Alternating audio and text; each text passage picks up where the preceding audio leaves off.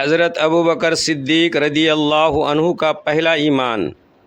جہان بصیرت میں خوش آمدید پیارے سامعین، کیا آپ جانتے ہیں کہ اسلام قبول کرنے والے آزاد مردوں میں سب سے پہلے کون تھے؟ وہ تھے حضرت ابو بکر صدیق رضی اللہ عنہ۔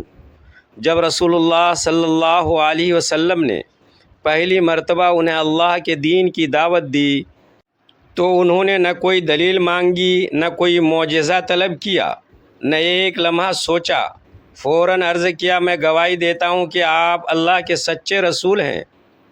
اسی بے مثال تصدیق کی وجہ سے اللہ کے نبی صلی اللہ علیہ وسلم نے انہیں صدیق کا لقب عطا فرمایا۔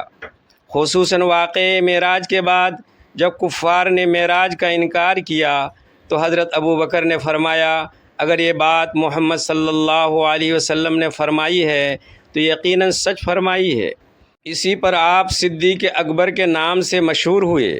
اسلام قبول کرنے کے بعد حضرت ابو بکر رضی اللہ عنہ خود بھی خاموش نہیں بیٹھے۔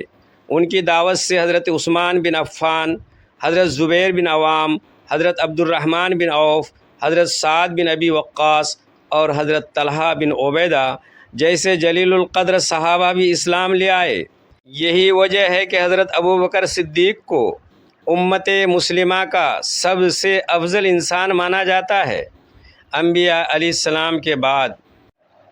آئیے ہم بھی حضرت ابو بکر صدیق کی طرح اللہ اور اس کے رسول صلی اللہ علیہ وسلم پر کامل یقین اور فوری اطاعت کو اپنی زندگی کا حصہ بنائیں۔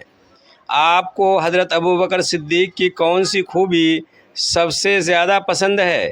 کومنٹ میں ضرور لکھیں، اور اگر صحابہ کرام کے مزید ایمان افروز واقعات سننا چاہتے ہیں تو ویڈیو کو لائک، شیئر کریں اور جہان بصیرت کو ضرور فالو کریں۔